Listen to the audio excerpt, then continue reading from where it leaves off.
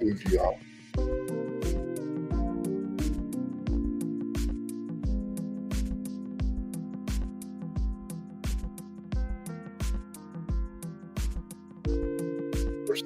Having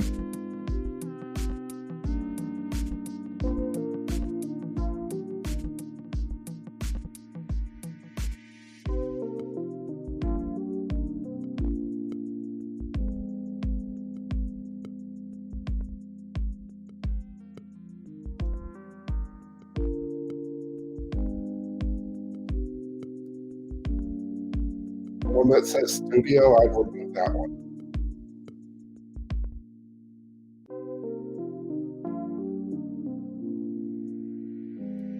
The one that says studio, I'd remove that one because it's just redundant.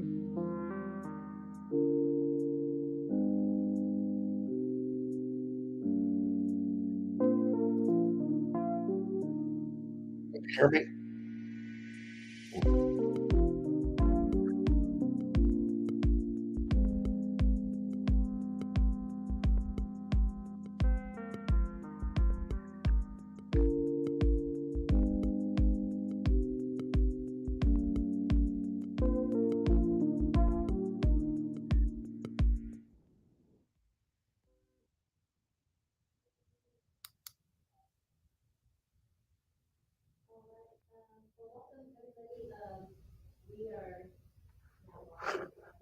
No audio.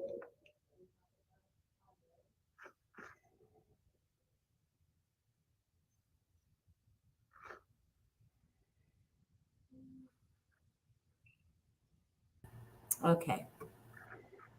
Okay. Well, welcome everybody. We're getting ready for our first Tuesday for March.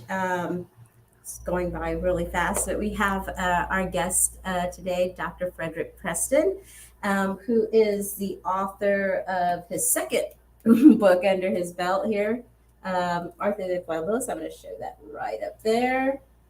And he's going to talk to us this evening about his process of going through with a publisher to get his photography into a book. And like I said, this is, again, his second, his first being his photos of doorways here in San Antonio, of historic doorways in San Antonio. So it's beautiful art that we actually have is our architecture here in San Antonio. It's another piece of art that's here. And Dr. Preston has photographed this for how many years now? Have you been doing photography of your architecture and your well, been a while, since starting with the first book, I guess since 2008. Yeah. So these are great collections that are now into a book, and as art collectors, a lot of them of us may not be able to purchase every piece of art, every photograph ever taken, and a nice, collection like this to have on coffee tables, bookshelves, something, collectors like to do. I have a ton of art books. I was just discussing with you that I literally have to have my shelves screwed in to, hold the weight of the art books I have, because I tend to go hardcover, big books. And like I said, to get all of that is so much work. It's almost intimidating for someone to get started.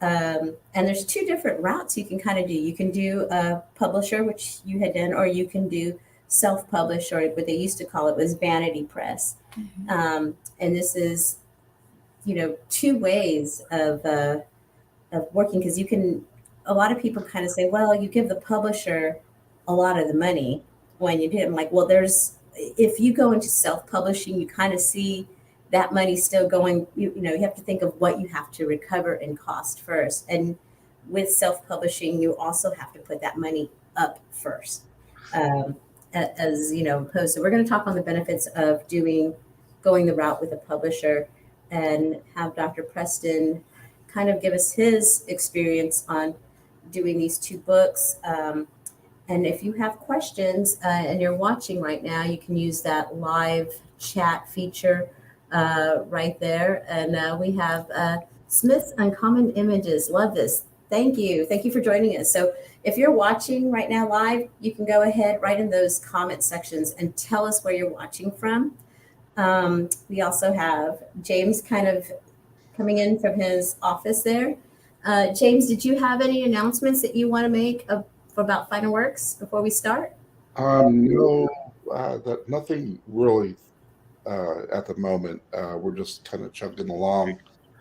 Um, we're still in kind of that spring break mode, so surprisingly, there's been lots of people ordering during the spring break phase. Usually, that's one of our slower times of year, but it's not this year, which we're always grateful for. I think one of the things that we will probably do is running some more specials this month. Maybe I don't, not sure exactly what sales we're going to be doing, but if anyone has any ideas and something that they would like to see, let us know, and who knows, maybe we could do it. I guess I want to bring up our photo rag Barida. We introduced that last month, and that has been an extremely well received paper. We've had a lot of people ask for that particular paper, and we did a little survey kind of on different handmade papers, see what people wanted, and that one was the clear winner out of some of the papers that we listed in the survey. We're going to probably focus a little bit more than we had in the past on our photo papers, just because I know there is a lot of photographers are starting to look for alternatives to the just a regular Kodak prints, which, by the way, we offer, but higher end photographers that are really wanting to show their work in a more higher end fashion are typically looking for these really nice fine art papers and photo papers to print their work. But that's all I have today.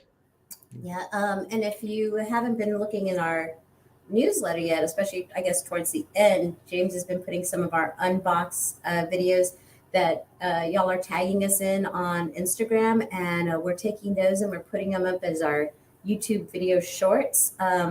And we're enjoying these, everybody telling us, from the packaging, showing how you're unpackaging some of your prints or frames or metal prints, and then giving your review of the print that you got and what you think. And we really like that, because the only ones who can tell other artists about papers and different is other artists and other photographers. So keep sending us those. We really do enjoy them.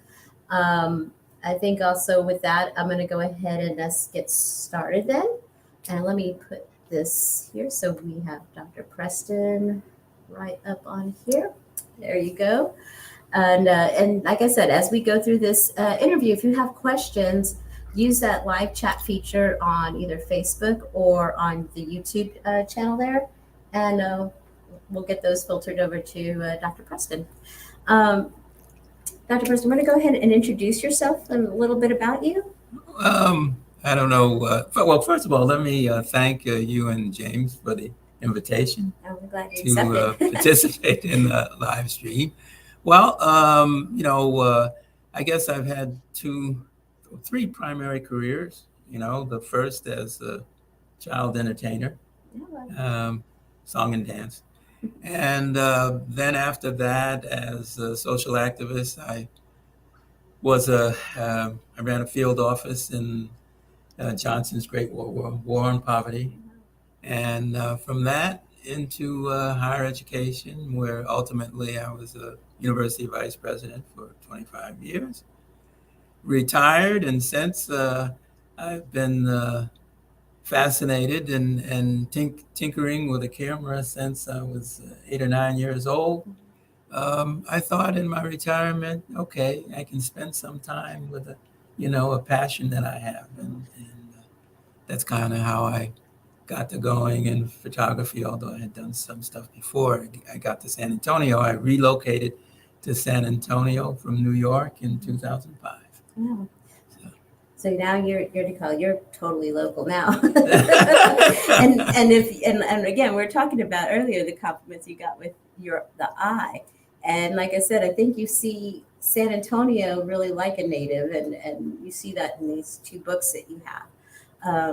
So let's talk with your first book. How did you get a publisher? Because like I said, we were talking earlier that there's two ways to do this. So you can go invest the money through self-publishing, or what you've said from the experience, it seems much easier to have the publisher go through all of this and have the graphic designers and the layout people and the distribution people and the marketing people behind your book, rather than what you'd have to do all of this work if you do self-publishing.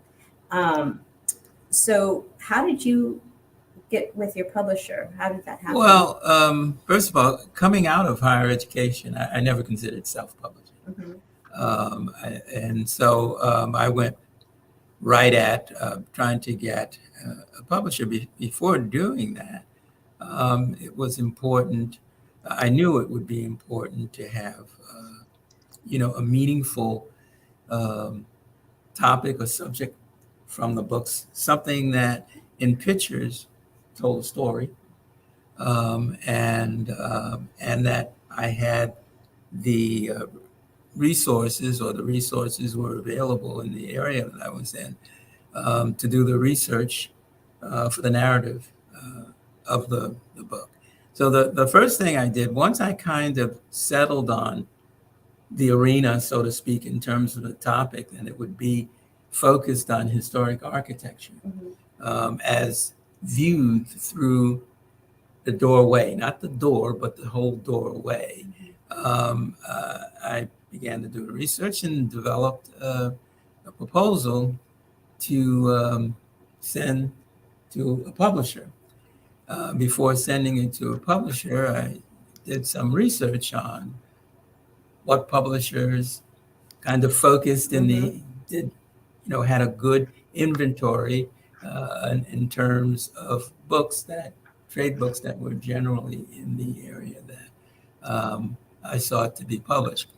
I actually felt that, okay, I will send a proposal to this medium-sized, very reputable publisher, get a turn down, but find out in that letter of the turn down where the shortcomings were. As it turned out, they fooled me. And liked it right away. And they loved what they saw in the photography, and we began to discuss their sense of, well, if we publish it, are you willing to do X, Y, and Z? Initially, I was focused in a particular historic district of San Antonio, and they wanted to know, can you expand it to include more? And then I thought about it for a while, and I figured out, oh yes, I can come up with a storyline that makes sense and to expand it. And ultimately, working back and forth with them, publish that first book, Historic Doorways of San Antonio. Another thing I would mention that helped me at the time was actually before I did that book, I did a postcard book. And this, I don't know, that light shining on that, it opens up and there are, I think, 20 postcards. Each of the postcards is a different historic doorway. And I collaborated with the tourism department of San Antonio, who designed, we consulted and we came up with this design for the postcard, which is the Alamo. So the benefit of doing that was it gave me contacts within the San Antonio community, particularly in the government side and in art and culture and whatever have you, so that I was kind of a known entity, and I interacted with them too when I was thinking about the book I was going to do. I think that is really important, no matter what city you're in. As an artist and photographer, that you do get involved in your cultural arts department, because they are a plethora of resources as far as grants, contacts. So yeah, I agree with that. It helps you with the publisher. It does. Because the publisher actually will ask you, do you have any kind of relationship with if your book is in the area of art, with your city's art department, blah, blah, blah, blah, because they're trying to get some sense of, what your reputation, what your status is. Does anybody know you? Yeah. Kind of thing. So that's kind of how. What did you look for in a publisher when you were researching? What were you, like you were talking about, like large publishers, medium size and small? What were you looking for when you I was looking researching? for primarily, first off, as I touched on, looking for a publisher who had cred in the area of focus that I had for the book. In other words, if I mentioned to someone Schiffer, what kind of reaction? And also were well established in the major bookstores like Barnes and Noble. So that was the first thing. The other thing I was looking for was some sense of their style of interaction and communications. As it turns out, Schiffer started out as a family outfit, and it was very much reflected in how they, till this day, interact with their authors and whatnot. It's a very more laid back, you don't feel like you're talking to a used car salesman. Yeah. So those were the two, and also the third was a publisher that if they invested in your book, were willing to keep it available for a meaningful period of time. I didn't want to publish it and keep your book for 2 years, 3 years, and then take it off the shelf. And for example, that first book, which was done in 2009, is still very much available and still promoted by them.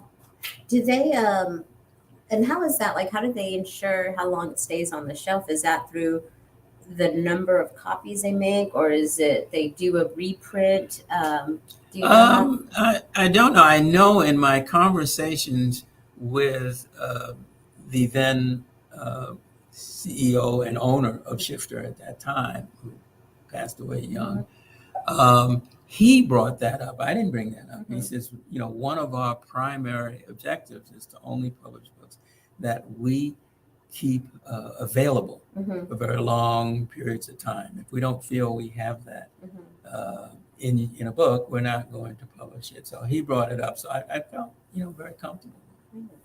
And like I said, when you got ready to do this, once you found your publisher, now had you already put together basically, I guess it would be a manuscript? Is that what you would have to, organization of the book already? Or in your proposal, of course, you indicate, the objectives of your book, the intended audience, where you see your ideas for outlets, whether it's media or gift shops or bookstores or whatever have you, why you chose that topic. So typically, a publisher will have their own list of questions. In other words, they'll give you go on their website and there'll be an outline of what it is that the proposal must include.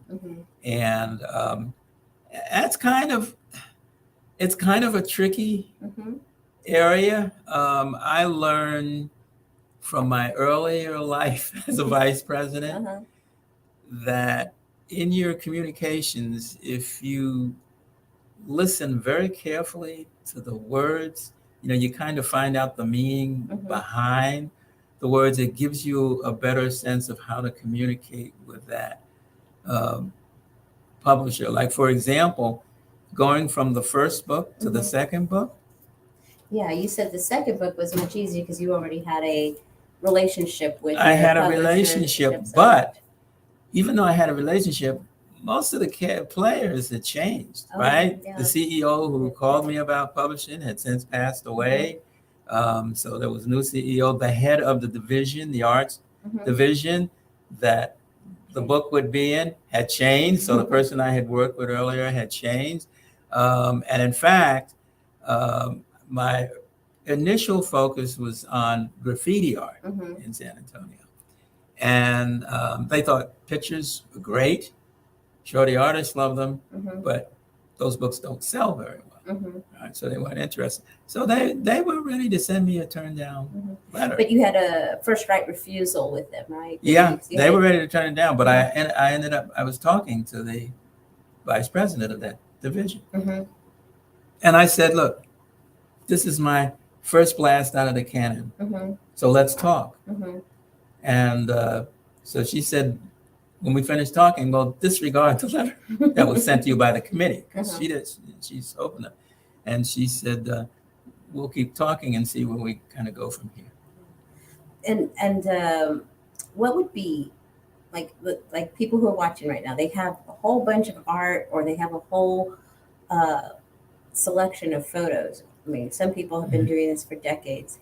What would you suggest the first step that they do and if they're going to pursue the publisher route to start for a book? Should they put it together partially themselves and go to a publisher with a proposal, or do you suggest research the publishers and then put something together? The first thing I would suggest is they think about what is the story you want to tell in any book that you publish. I mean, it's great that you love your art, or your mother and father love your art, or your local friends love your art. But unless you're a famous photographer or artist, right? Man doesn't know you from Adam. All right. So as opposed to going to the store and just buying a piece of your work, buying a book, large numbers of people, what is it that you have to deliver as a message that you think is of interest to what target audience? Like I did that in both books. The second one, once we kind of agreed upon where I was going, then I sat down again and said, okay, what is it, the story that I want to tell? Not just what the publisher wants to tell, but the story I want to tell, and the publisher either thinks it's great or they don't. And that for me, if you want to know what it was for that book, was I was really, aside from my passion for photography, I was really fascinated by the cultural underpinnings of the outdoor public art that I saw around, particularly the Mexican-American influence, and how pervasive it was and beautiful it was, and how it was connected to the history of not only Mexican Americans in the United States, but the whole relationship between the U.S. and Mexico. So that's the story I was very serious about telling. And I'll speak more on that afterward, because the challenge there was I chose a story that, yes, in photos, photography, I could display, get out there. But in writing the story, that story, I was not the person to do the narrative, as opposed to in the first book, I did both. And the partner you selected is an amazing, Carmen is a poet laureate. Yes. So, I mean, if you're familiar with her writings, she's just, she's eloquent with words. And she knows the city. It's that first person conversation about the city, because she's from here, and that's great if you can partner up with somebody, because I know for a lot of artists and visual people, they're visual artists for a reason, and they're not writers. So that partnership, but it can help. It should be, if you can't always get this, but I always use what I call, it's a soulful partnership. In other words, I looked at her words, I read all of her stuff, and I was like, yeah, that's the person. Then she had to look at your photography and decide, well, yeah, is that what I want to speak to? Mhm. Yeah, and et cetera. So um, it's, and in there, I'm also telling you that there's a need for self-assessment Mhm. in terms of what your area of skill is. Mhm. What of what's going to be required in the way of a commitment Mhm. do you already have the tools to take care of? What are your limits? Mhm. And from there, like I said, with the first book, it involved spending a lot of time research libraries and stuff like that. But I knew that kind of writing I could do myself. Yeah. I know, like, as an artist assistant, and he's always like, I want to do a book. I want to do a book. It is overwhelming on the research, where to take my first step. Where do I go first? And a lot of people, I think, look at self-publishing. Um, and I want to say there's some great things that I've seen. I think, like I said, one of the sites I looked at recently was Print Ninja, and I was really looking at how they explain a lot of stuff on there about, hardcover to a soft cover, and talking about things like, you really need to think about this in shipping costs too, because with a self-published book, you're going to look at investing up front, and a hardcover book is going to increase your shipping costs. I've seen these things come in pallets. So the books are on these pallets to go ahead, and you're also going to have to look at storage then of getting that and distribution. Um, Self-publishing is, I did you ever, you said you never looked at it no, coming from personally, I academia, don't. I mean, there are situations where if the book is small, limited in amount, Mhm. like poetry books are well suited to Mhm. that if you want to self-publish. But I'd recommend a smaller, there's small Mhm. publishers that you really work with back and forth, and Mhm. it's like the two of you doing everything over self-publishing. Self-publishing, you have to worry, as you mentioned, about inventory, where you're Mhm. going to put it, and then how you're going to lug it around, Mhm. in terms of selling it, the marketing. Mhm. You just don't have the resources that a publisher is going to have. The accounting Mhm.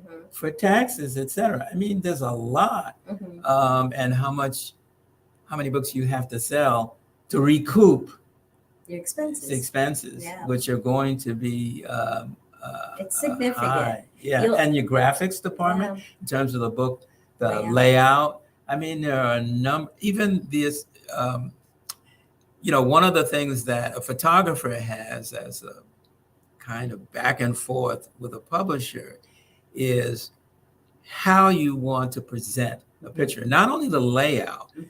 but the cropping. Mhm. You may have one direction you want to go with it, Yeah. cropping, and their people have another. Like, for instance, where you have your image, and I'll see if I can get this up there, and I'll swap us out maybe a little bit here just so we can get a bigger image in there. When you have an image like that where it goes into the spine there, I know it's some artists that I have talked to who've done it. There's a lot of concern that goes in there, like, is their image being cropped as it's getting Mhm. into the spine? And the thicker your book is, sometimes that also gives you an issue of how it's going to open and There are present. compromises. Yeah. But if it's a smaller book, I mean, this is a large, This is 300 pages. What size did you end up with this one? This is like, I think about, is that a 9 by 11 or something yeah, like something that. like that. Yeah. I guess I could. But it's large, it's heavy. It's, Carmen and I were pleasantly pleased with the quality yeah. that they were able to achieve at Well, that size and weight. I remember the first time you came into the gallery and showed me one of your the first copies that kind of had come to you, and I was mentioning this, being a kid here in San Antonio, and for a lot of people, especially kids that grow up in poor sides of town, or where you don't have a Met or anything like that to go to. There's no museums of art. Sometimes street murals, graffiti art. it's kind of that first inspiration. And I lived on the west side of San Antonio, so I was saying here in San Antonio, the oldest murals pretty much started on the west side here. San Antonio is known as the military city. So we have murals off of Commerce that, feature some of the San Antonio Vietnam War era, World War II. We're very proud of our vets here, and they're featured in murals. Cassiano Apartments. Yeah, there's so many great murals there, and going to see and getting to see different styles. Jesse Trevino's art in here, and if you're not familiar with Jesse Trevino, and maybe you can check out Blood In, Blood Out, and see the artworks that come through there. Or if you go to San Antonio, just Google Jesse Trevino.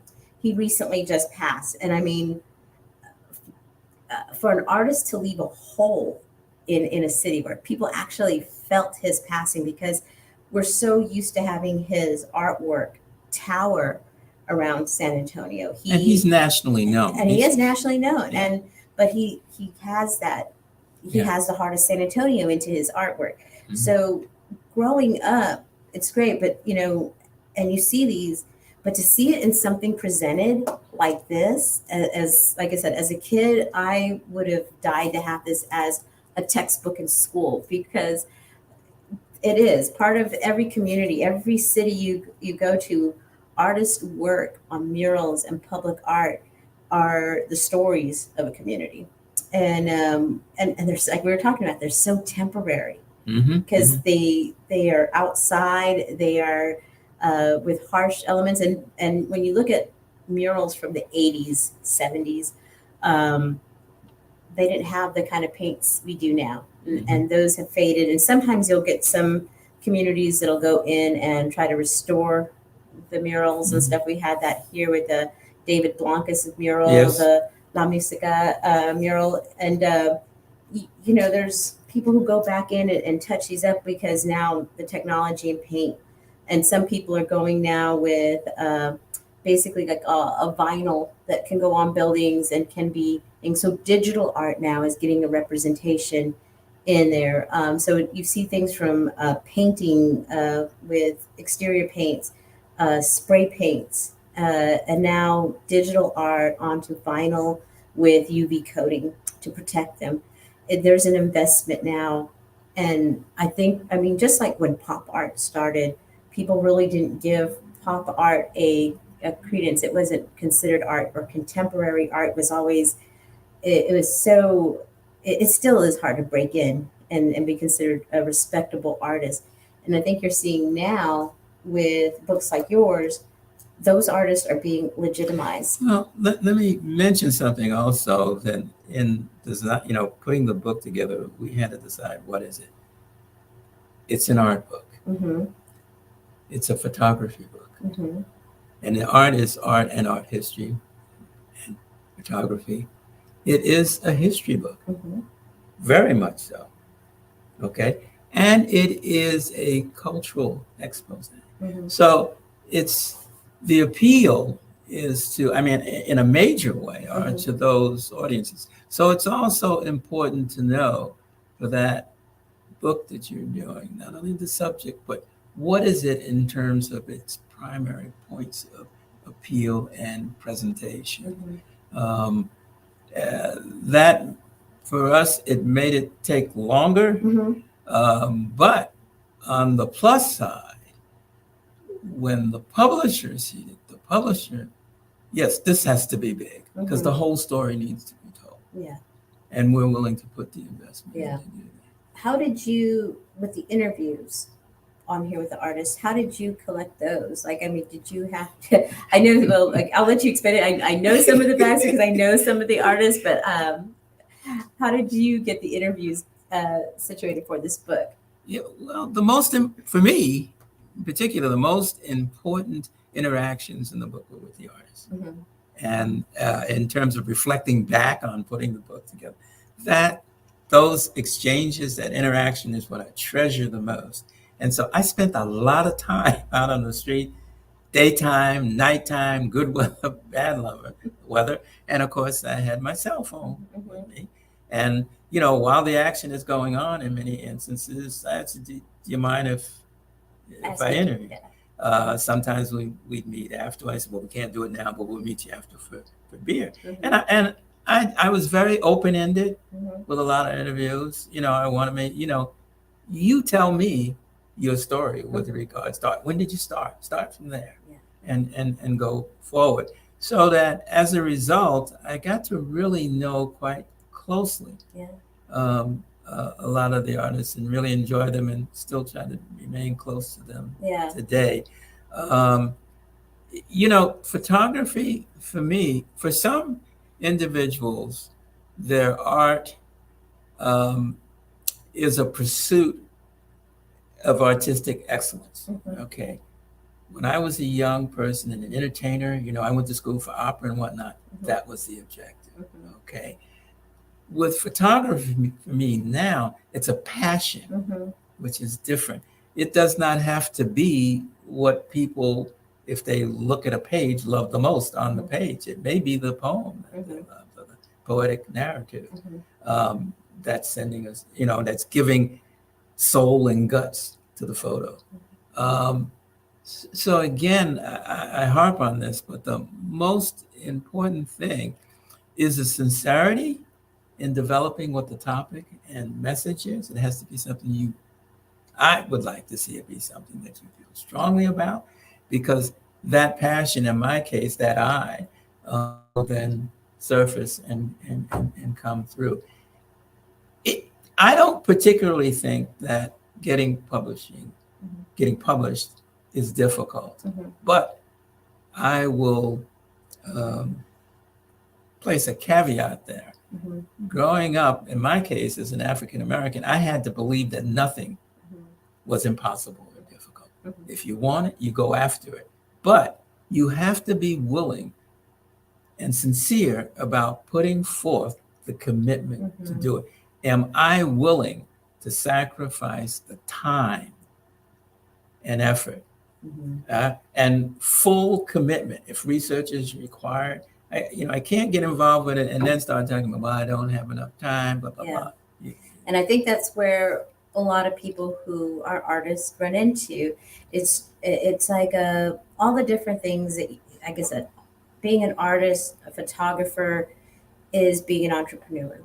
And being an entrepreneur, you wear many, many hats. And then some of them are like, I don't have time for social media. I don't have time to do my writing. And again, publishing may end up being the best route, because if you don't have that time to get to this, like the first few steps of publishing and putting it together, you're going to have a hard time with the distribution and marketing afterwards. So, because that's its own animal in itself. How much time did it take you from after your research for that to put the book together, and then for the publisher, once you sent it to the publisher, them getting it out? It's usually a year. It can be 14 months. And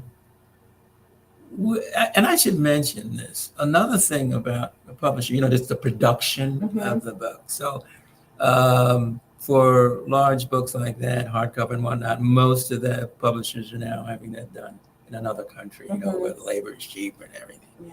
And a lot of inconsistency in terms of sources for that. But in the case of our book, for example, heavy, large, and whatnot, and with the pandemic, when the book was coming out, right, large shipping containers, because it's a publisher, because a lot of books that are coming forth. And we had a certain target date for the launch of the book. There was an event that we needed the books for.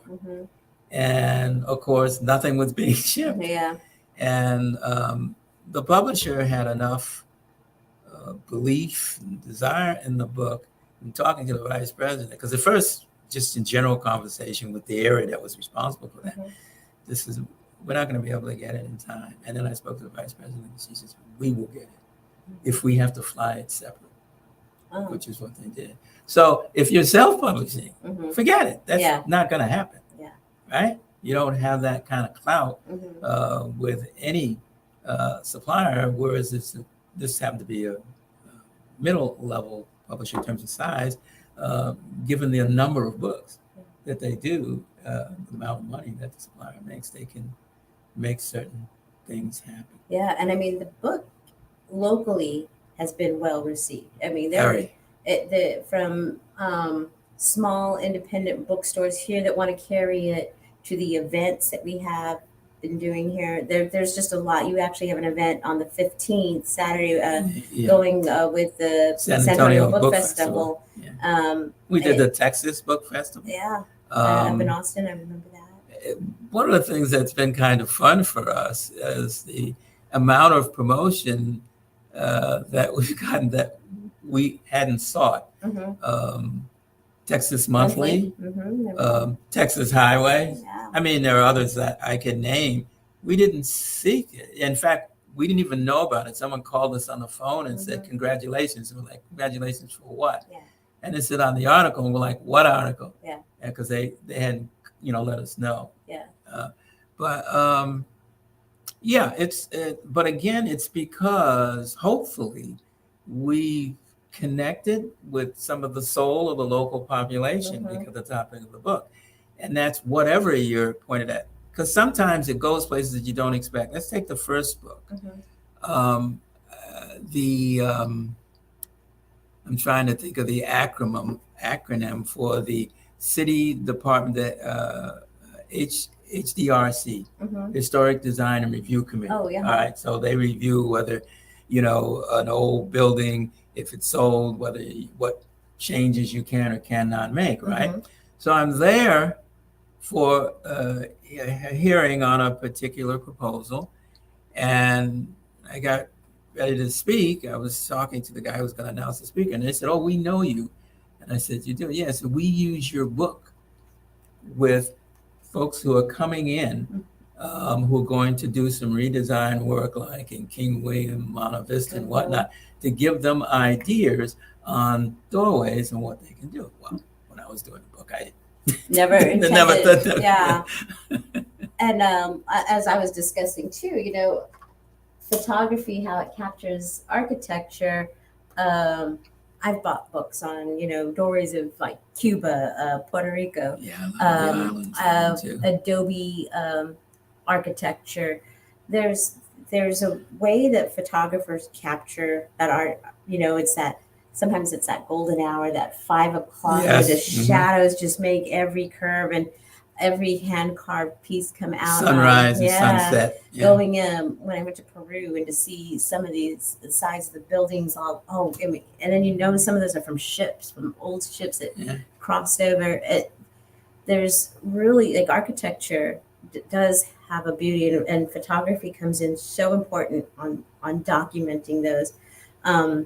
Nicely, some structures do last forever, but wear and tear on a building still, it's sometimes nice again to have that documentation. The doors are good examples of different approaches, and both were good. Some of the books that you're talking about tend to be smaller, and they're focused on just the photography of the doorway and the beautiful beauty of the doorway. They're not a history book also. Yeah, they don't have that narrative. Right.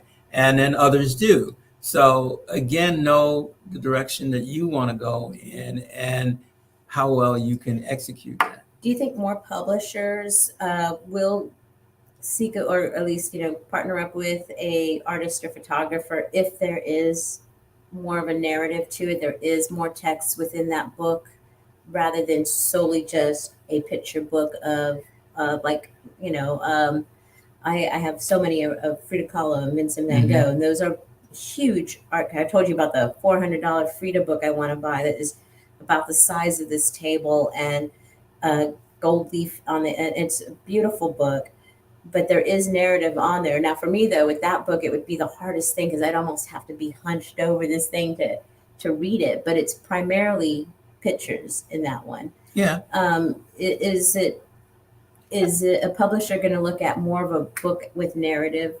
One, it depends upon the publisher and what direction, what they like. But I would say in terms of partnerships, I think partnerships are great. And there are a variety of different directions you could go. In other words, it wasn't necessarily the case that in Arte del Pueblo that, you know, it's my preference to choose the history cultural thing. It could have been just a partnership between a photographer and a poet, which Carmen has done some books like that, where it's not a historical thing. They may focus on some particular item or whatnot. I think those are beautiful partnerships too. Yeah. So there are a variety of, and let me tell you, I predict that there's going to be in the future more exciting marriages between the written word and media, and those being able to connect with media in the context of the book. So again, it's helpful if, and a lot of artists are very creative, they think creatively about marriages that will open some new doors, new way of thinking to some publishers who hadn't even looked at it. Yeah, wow, that's a good idea. We'll be the first out the door with that. Well, I know like with Tatum being younger here in San Antonio, it was the mural art. That's how I first got to know him. And then I would see him again secondary partnering up with bands, because here bands and artists, especially in the 90s, were like this. I mean, well, oh God, forever. I guess I want to see since music has been there, because album cover art I have loved. And I used to be in Los Angeles, and one of my favorite things to do is, back in the day, what they would do in LA is they would hire artists to repaint the album covers onto these buildings. And I could sit there with a bag of chips, big 3-liter soda, and just like sit there again. That's why I'm diabetic. 3 liters and watch these guys paint all day, because the precision that they had to kind of replicate that album onto the building was amazing. So like I said, I've always had an appreciation for the outdoor art, because one, the scalability, how big they got to go. If you ever see Tatum paint early, he used to have the ladder and would walk it across the thing, because he didn't want to pay for the scaffolding. So he would walk us, and you have like, gust force winds coming in Houston because there's a hurricane coming. But the way there's so much that goes into outdoor art, that, and like I said, you didn't just do the murals in here. No, we did. You did public art, from bronze statues. Caldrick's in here now. Caldrick, many people have probably met him on these lives. We've had Caldrick on here a couple of times. And Caldrick has a public art piece that is a sculpture out there. Martin Luther King. Yeah, the Martin Luther King, and he's featured in the book as well. And I tried to cover the art in that book. Goes from Chalk It Up with elementary school kids. Yeah, and if you're not familiar with our city and what Chalk It Up is it's chalk drawing onto the streets, which we shut down Houston Street, mostly down here in San Antonio, and organizations and children get a little section to go ahead and do their art onto thing using chalk. So that's what Chalk It Up is. So it goes from that to the murals, to the sculptures, to digitally projected art with sound. I mean, Luminaria kind of. Well, like on the Saga, on San Fernando Cathedral.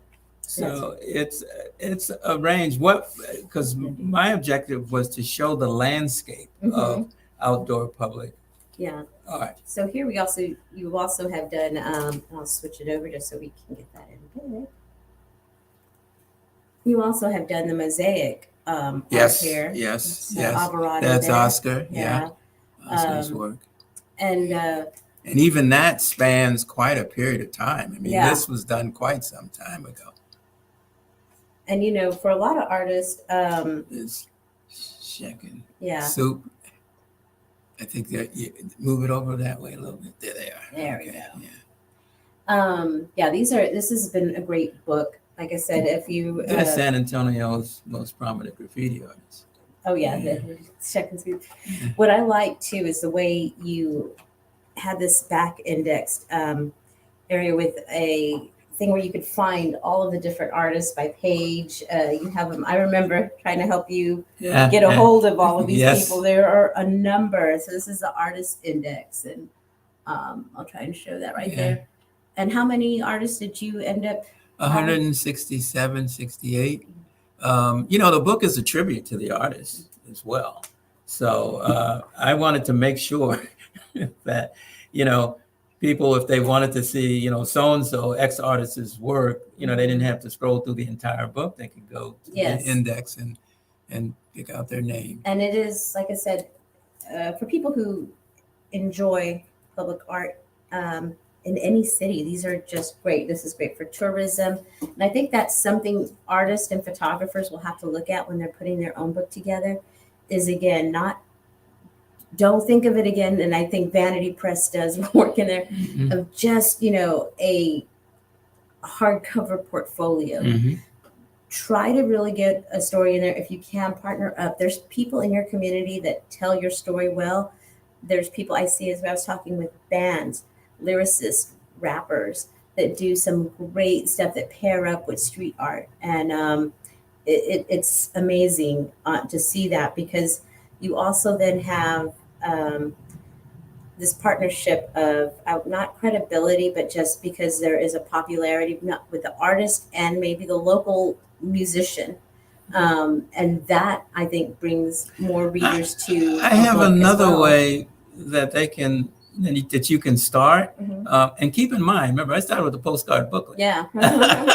But and that is in your city, depending on where you are. If your city has, an art department, typically art departments also do publications. All right. Some of it's focused on, it's a range of things on architecture as well as just photography and art in their area. And some of them are in more pamphletized form rather than through book. But that's another vehicle through which to get it's being published through your art department. But to start out with them, if they like your stuff, and build from there. And I'm sure there are other ways, but just like you would do in the music industry, you also look for some unconventional ways to get your work out there, because remember that also adds to your portfolio when you are talking to a small, mid-sized, or large publisher. And well, if you take Carmen, who's published like 50 some odd books published, but even now she uses her books are being published. She's got a book coming out this fall from Penguin, and the book that just came out was done by a small publisher down by the Mexican border, Mexican publisher. So there are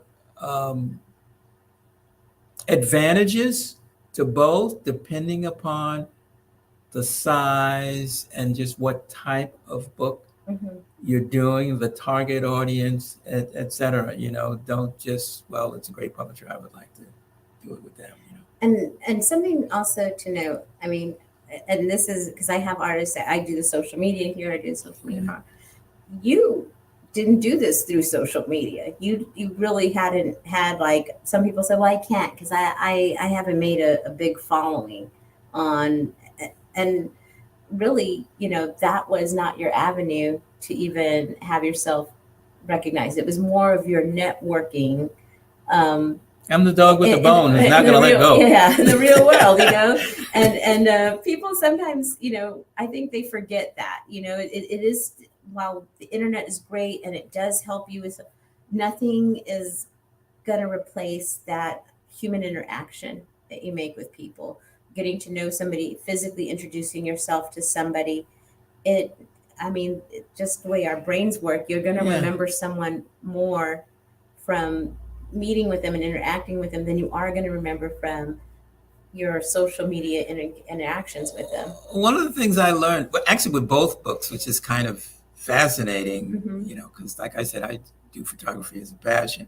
I was just at the grand reopening of our main library Mm-hmm. Saturday, and the former head of the foundation, Mm-hmm. who I know, I hadn't seen her in years, Mm-hmm. and I came in and I said, "Oh, Jean," I said hello, and she says, "Oh, the famous photographer is here." I'm not a famous photographer. I'm just a photographer, you Yeah. know.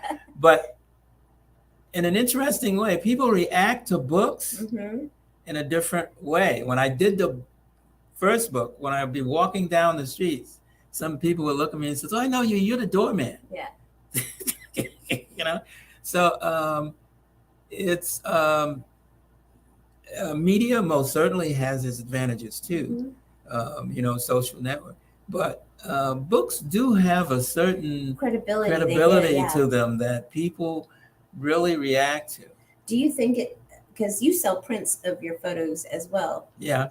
do you think the books open more print sales for you? You know, and being honest, I don't know because as I said, I'm in it kind of like, you know, I do it when the spirit moves me. Yeah. I'm not in it to make money. So, Mhm. I mean, I make money, but I'm not in it. So I really, a lot of things that others would pay attention to, I don't. So I'm not, you know, I've had shows and stuff Mhm. like that, but, you know, I get the most enjoyment actually out of doing the books. Yeah. So when I'm doing a book like that, you know, to me, that's 3-4 years of work. Yeah.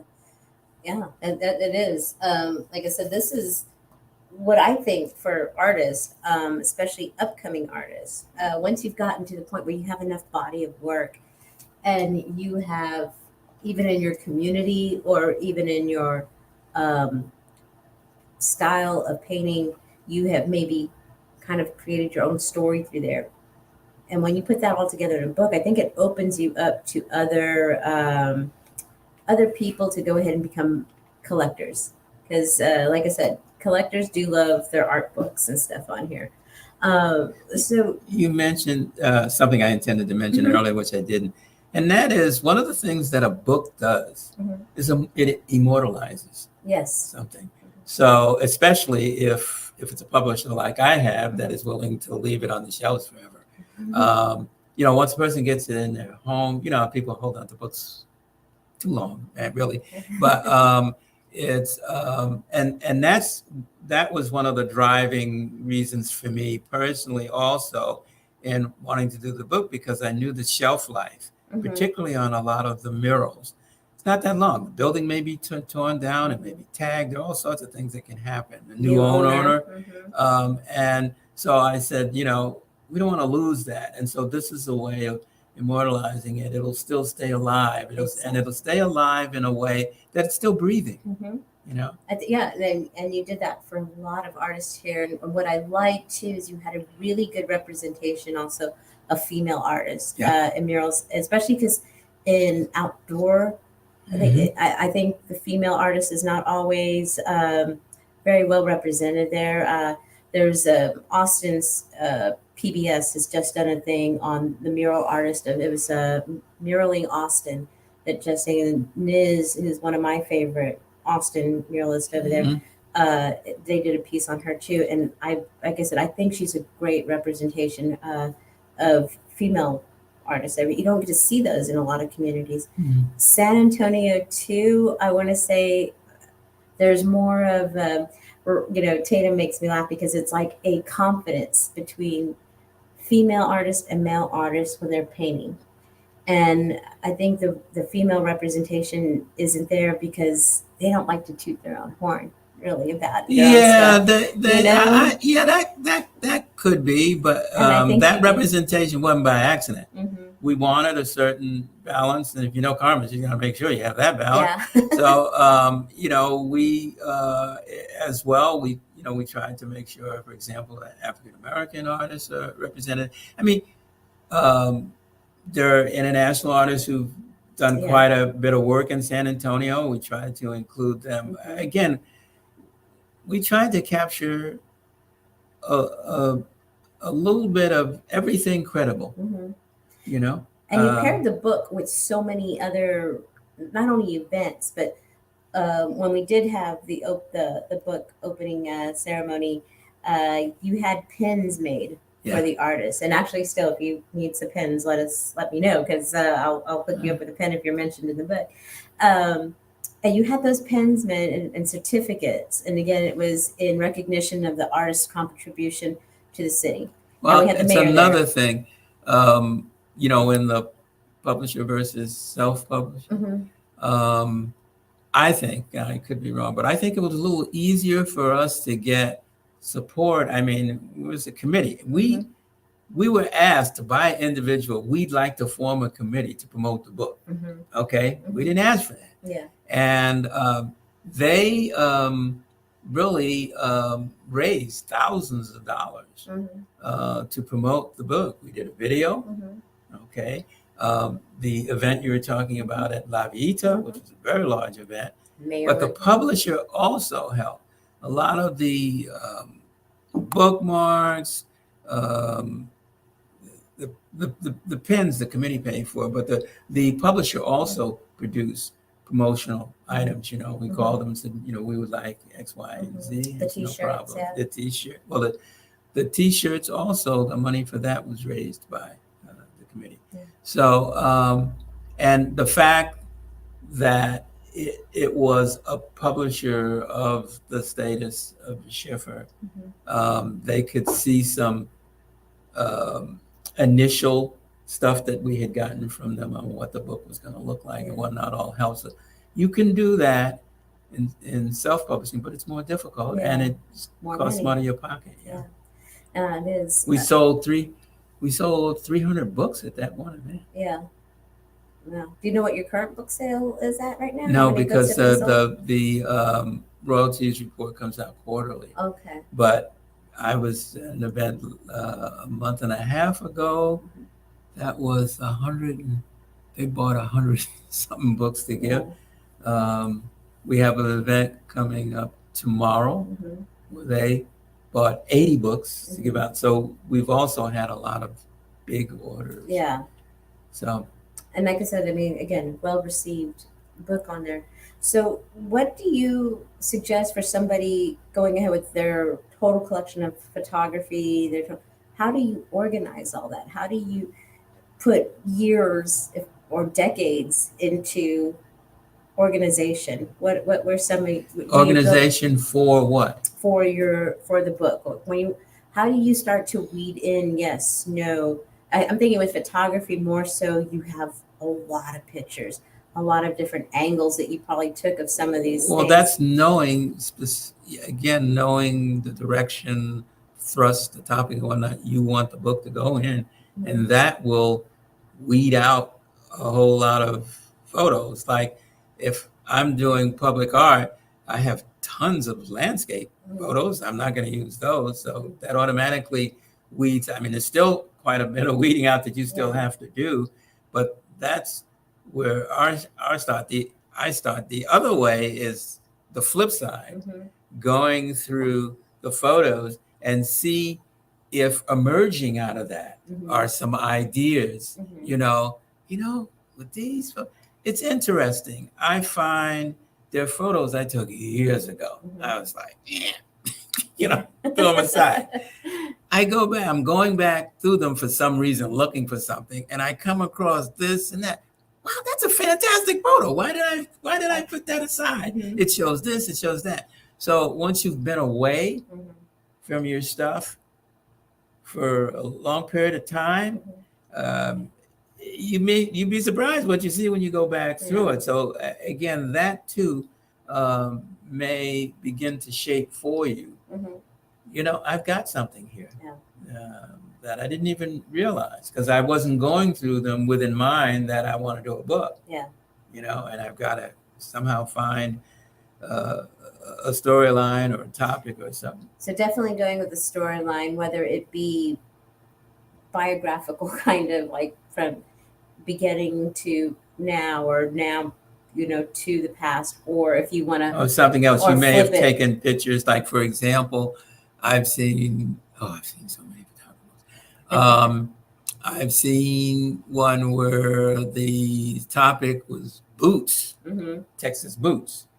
I've seen all sorts of topics of photography, and I know that photography is taking a whole bunch of other stuff that has nothing to do with boots.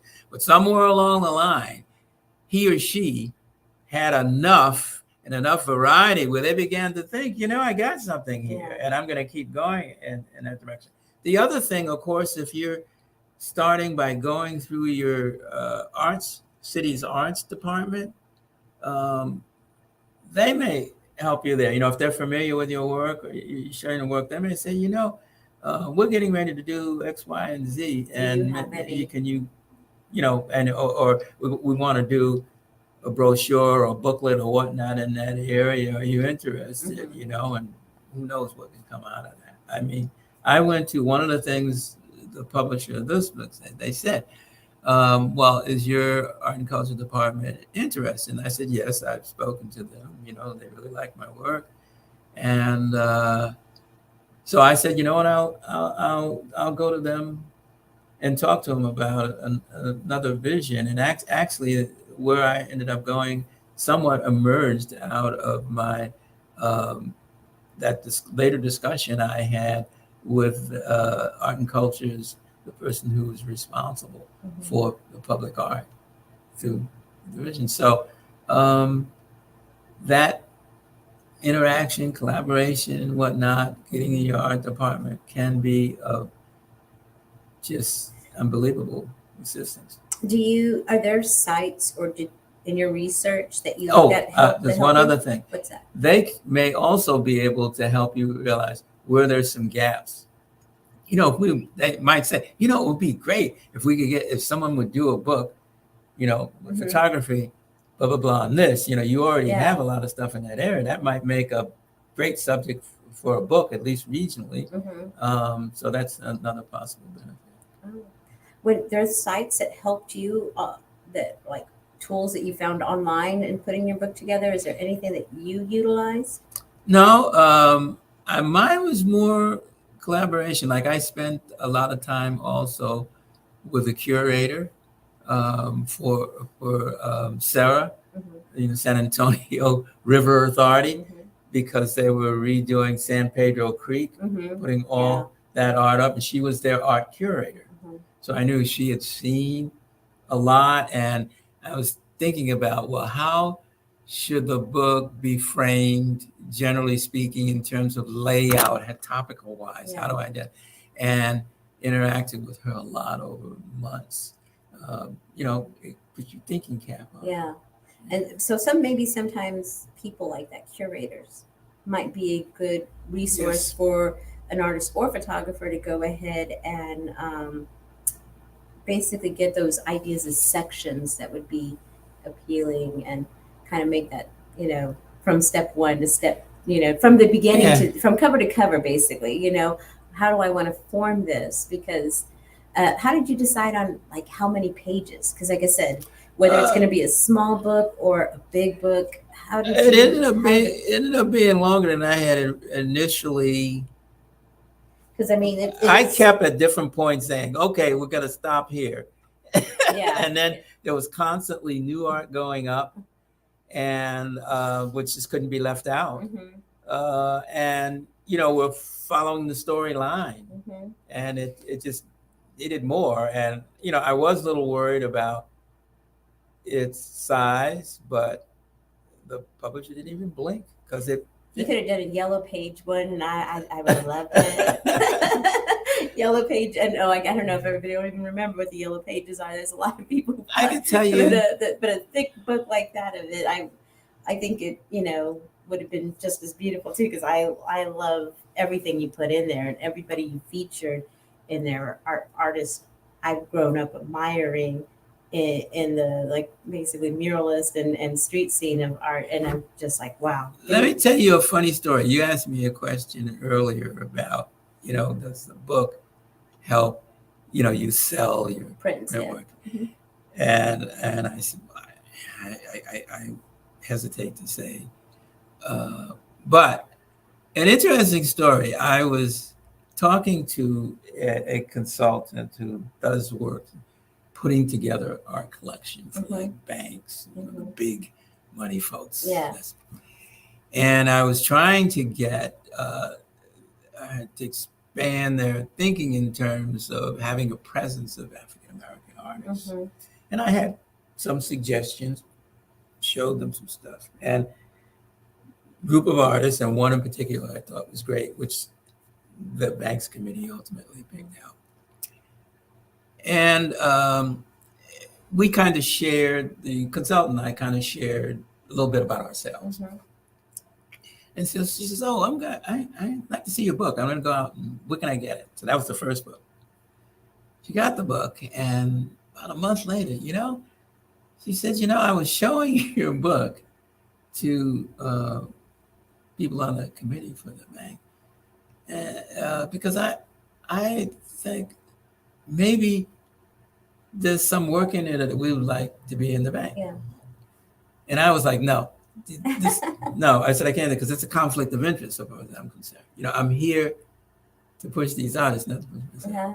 She never let that go. Would not let that go, and went on when the bank finally voted, without my knowing, finally voted on what they would include in their art collection. Mm-hmm. They chose 4 of my photos. Yeah. And I can't name the bank, but you'll be seeing them soon.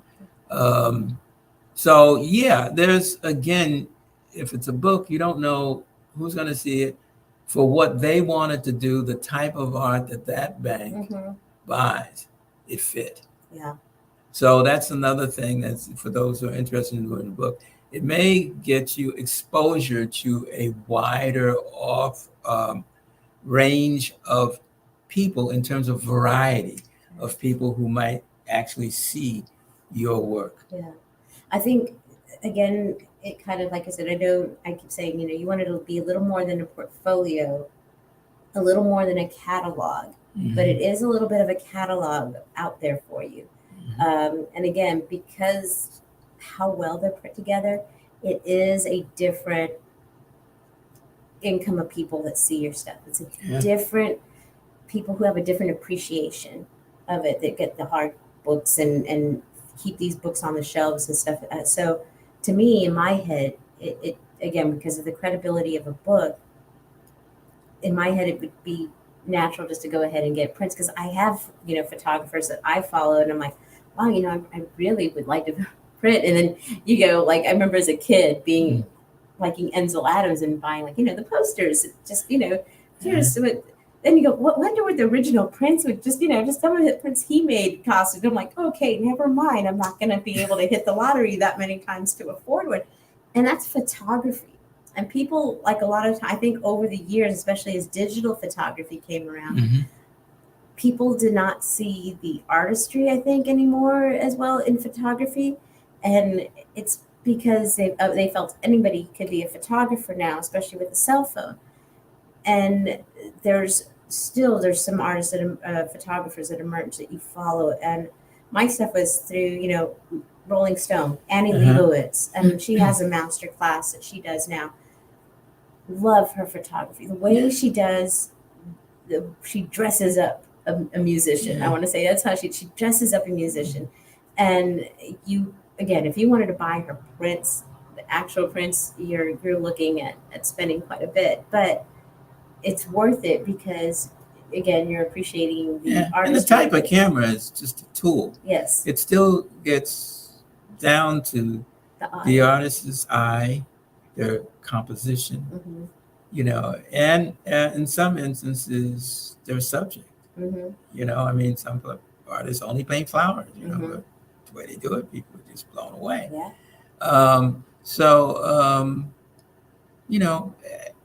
It's a commitment. For those who really want to do a book, there's no question in my mind that they can be successful. There's no question in my mind that they can find a publisher to publish their work. Now, where that publisher falls in terms of size, resources, and whatnot, another question. But, getting out of the gate, out of the door, is, the first step. Yes. And it's, again, as I said, commitment. How important is this to me? What's my passion?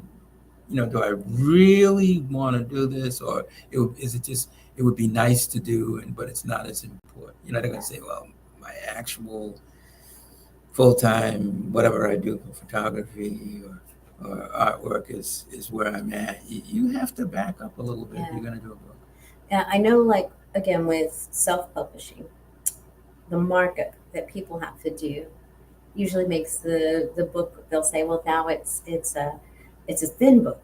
Like, they go get what was that one website that you would upload your photos and you could make any kind of, you can, like, if you go to Walgreens or Walmart, you can have your photos made into a hardcover book, and you're looking at $40 for like 13 pages, 12 pages, something like that. But and then if you wanted to sell that, because I've had somebody, well, I went to, and I just went to like a Walgreens and put my photos in, and it was $40, but for me to make any money, I need to sell these for at least $80, and nobody's going to buy that. Well, it's also what you would be satisfied with. Again, for me personally, since I came out of academia, and higher education, rigor is kind of important to me. It's important that I feel a sense of credibility that's honest. It's not me just judging myself. And so I wouldn't be happy. For another person, depending on what their goals and whatnot, it may be, hey, this is great. But I'm just saying, for whoever's doing it, they need to know what's going to be most personally satisfying for them too. What about the return going through a publisher? Is, like, I know a lot of people worry about, well, I'm not going to make as much money if I go through a publisher. But at the same time, as we've been discussing, you're not going to have those upfront costs. You're not going to get rich as an artist through a publisher unless if you sell fiction, mystery novels, and you can then they make tons of money. If you're a renowned somebody, etc., you're gonna make you can make a lot of money, etc., etc. Just your regular photography artist, they use it to bolster their reputation and whatever have you. But with few exceptions, the ones who are top books. I mean, if you're like, for example, another way to get a book, of course, is to have an agent. All right, because then they know all the publishers, they know where you might fit. They have credibility with the publisher. They also know they can guide you in the development and whatever have you. Typically, agents get about 15%. So that's another way to go. Like, for example, Carmen now has an agent. So that person is out there working for you.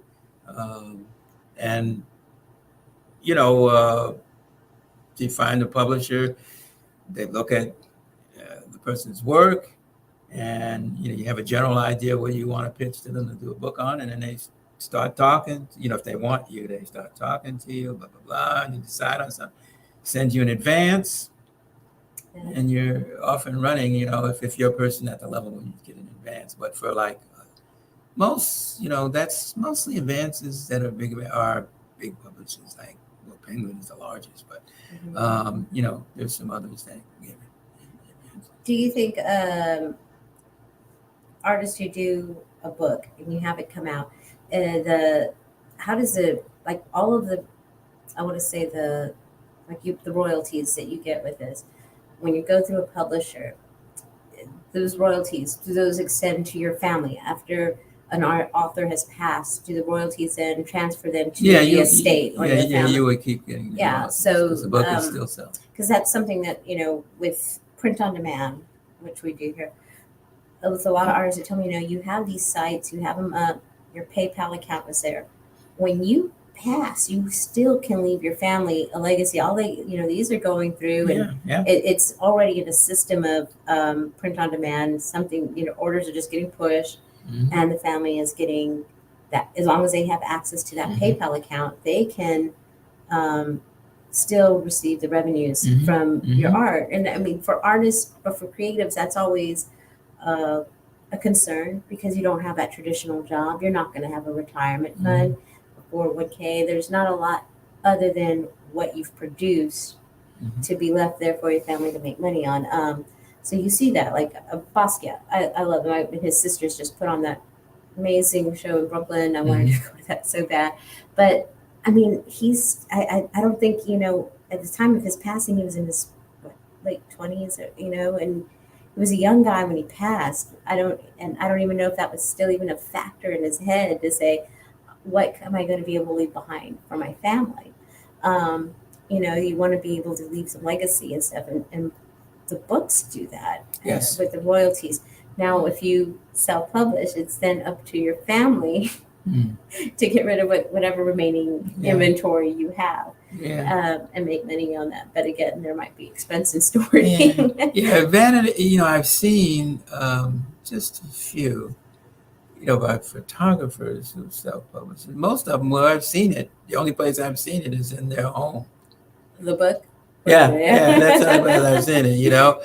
And I'm talking one in particular. I mean, her work is just stunning. She's had shows in Blue Star in the main gallery and stuff like that. But again, I think that, as a photographer, she's just on another level for me. But she doesn't have the commitment, I think, to go through what's necessary, to do it. And maybe, I think some, individuals who would desire, to do a book, let the fear of being turned down scare them away. Yeah. For me, that was part of the learning process. I was looking for a turn down, so I could get a better idea of how I go about getting beyond that. Yeah. And as I said, I just kind of lucked out, but that's just part of the process. Yeah. And I want to say, like the rejection part, I don't know, for me on a publisher thing, I think for me it would be like a little more easy thing if you're like a BC student in high school and you were applying, like, I just want to see what would happen if I applied to Harvard, and, you're going to get that rejection. But it was a matter of just, you just put it out there and see what comes back, and it's kind of like that college application process on I think, finding a publisher.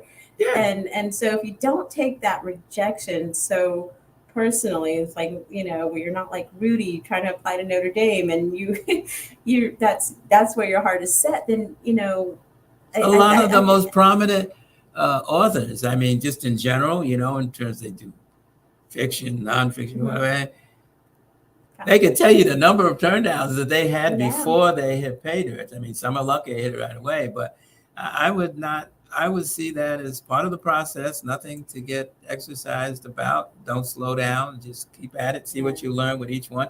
And don't be afraid.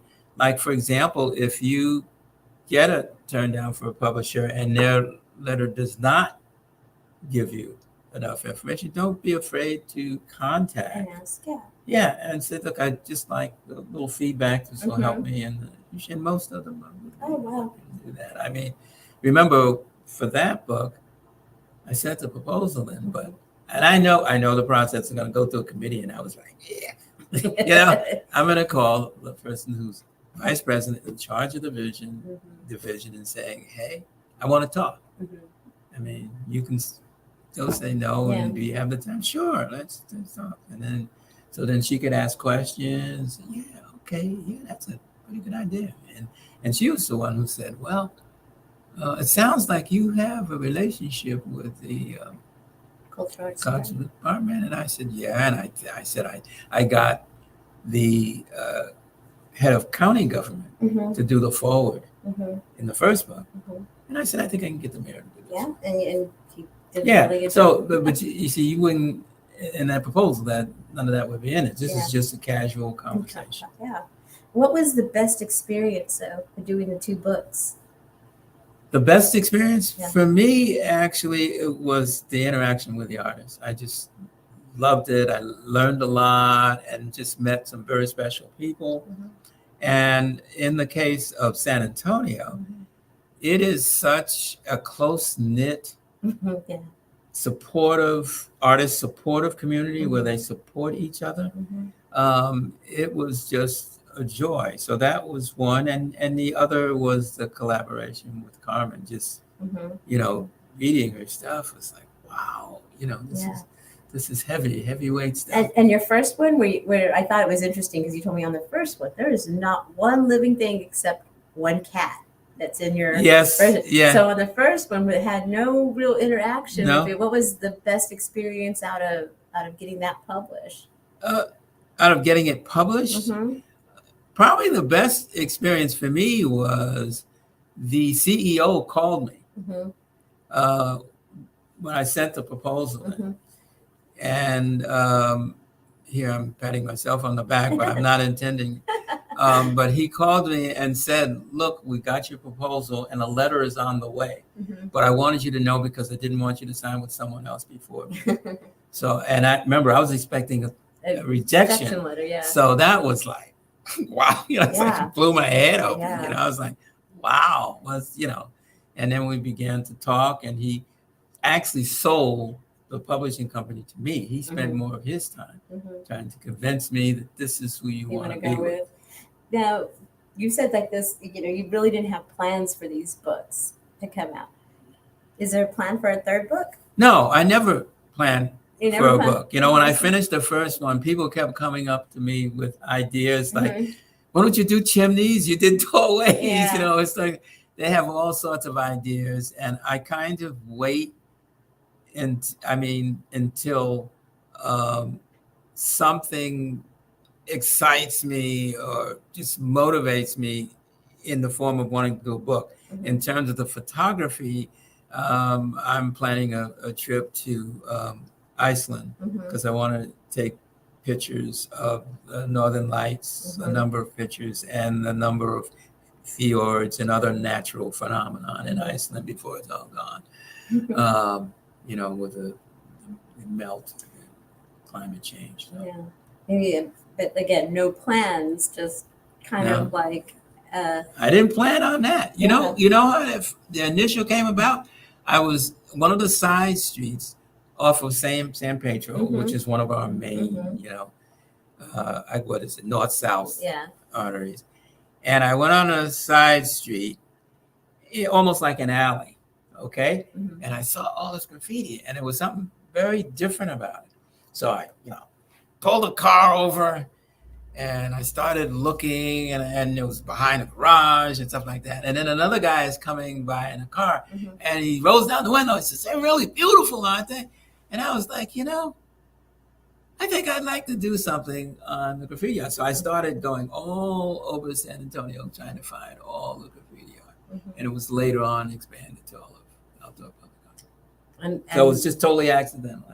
You didn't plan on it. No. So like I said, I look forward to see what else you don't plan on doing. So because like I said, it's amazing. It's a great representation of San Antonio. And I'm going to put up here, this is the book. And if you'd like to purchase this, it is available through Amazon, Barnes & Noble. You can also get it right at the publishers. That's the website there. And like I said, it's a beautiful book. It's something that, if you want something to start to inspire you to do this, and I guess that is a part of the research, finding the books that you like, to kind of get yourself situated on how you want to organize your ideas, your photos of your art and your photography. That's going to be some of the first research. Yeah, and their art and culture department can recommend some books for them to look at. And so go ahead and check out that website, order the book. Like I said, again, Amazon, Barnes & Noble. I think I even saw it on a Target thing already there, which was amazing when I went and I looked up the book, and I was like, oh my gosh, you're in Target now. So, Target. That's good. That's good. You're good enough. I like that. I remember that. Target. So, the legitimacy that the book brings is worth the time. Would you say that? I mean, would you feel like this has been worth your time?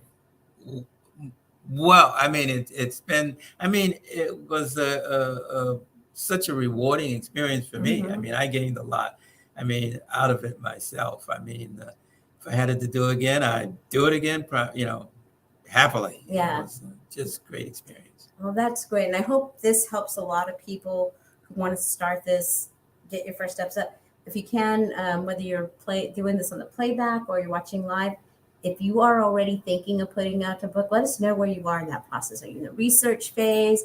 Have you already sent this to press? Are you going vanity press, or are you going into a publisher route to get this done?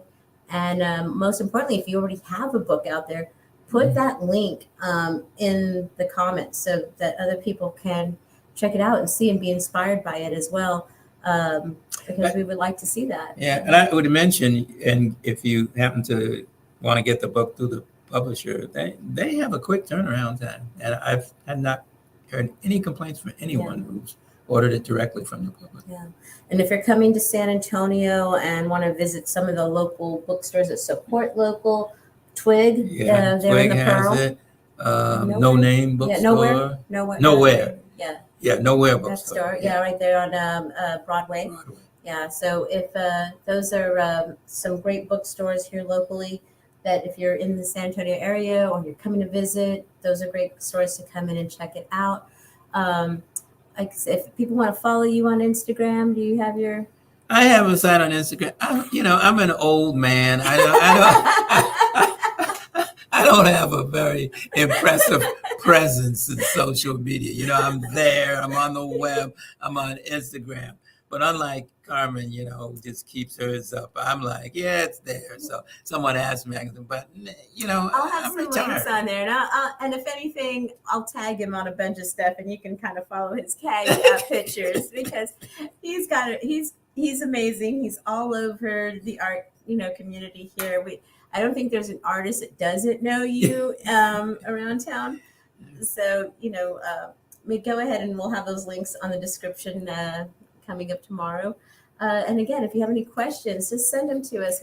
If I can, I'll forward them over to Dr. Preston. If you have something that he needs to answer, we'll get that for you. And then talk about where you're going to be at. Again, talk about the San Antonio Book Festival and what you have coming. Where can people come up and meet you? Well, the book festival is on the 15th. Mm-hmm. When you get actually at the festival, they have a catalog and whatnot, and they'll show you the time and the position, where we'll be located for the presentation. It's at our, the main library grounds and the art and craft school across the street. But we'll have a presence there, and the books will be for sale there. Love to meet, some of the people, if they've seen this stream, see what they thought. Give a quick thing on there, and I'll let people see that really quick so they know where they can. In fact, we did an interview for the book fest at KSAT. It interviewed some of the authors. We were one of the book authors that they interviewed, and that'll be aired on TV at different times. So like I said, these are it's amazing. Like I said, if you get a chance to purchase the book, it's one of my favorite. I do tend to buy a lot of these books from different cities because they're just a great, like I said, history book. What you're saying is, if they do a book, you'll buy it. I will. That's why I'm saying, give me your links on there. I know there's like a TikTok that says, show why you have no money. It's art and books and music. So it's if it's there, I love to support our local artists, our photographers, and a lot of our customers. I'm lucky to work here to get to see all of this. I get to see a bunch of beautiful works come out in there, and I usually will go find like the order number, go find the artist, go follow them on Instagram, and then before I know it, I'm on their Etsy buying some prints, and it's like, and then I have to wait for it to leave here, get mailed out, and go back to me. But that's okay, it's part of the thing. I love it. This is an impressive place. I mean, it's the first time I've been here. It's very impressive. Yeah. So like I said, we're if you're here in San Antonio, come check us out over here at FinerWorks. We'd be glad to have you guys. James, did you have anything before we conclude? No, just wanted to thank Dr. Preston. That was an Thank you. excellent presentation, and we certainly appreciate it here at FinerWorks, having authors and photographers like you that we can talk about, that we can present. I mean, it's not only is it fun, but we hope it, pays dividends in the long run to you as well.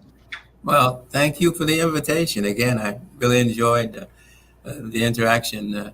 Melissa is always fun to interact with. I try to be amusing. Again, thank you guys for watching. Thank y'all for interacting. Let us know again where your books are or where you are in your process with that. And we'll see you next month. We're going to have gallery representation, and we are going to have one of our San Antonio local galleries who's going to be able to, I believe he's going to have to zoom in for this one, but he's going to be talking about how you get represented into a gallery, what the galleries are looking for. So go ahead and keep watching your newsletters. And again, like and subscribe onto our YouTube channel, because you can get your notifications and when we're going live with these events, or when the video is up there for you guys to watch. And the video here will be immediately available on YouTube for replay. So thanks again, and we'll see you guys next month.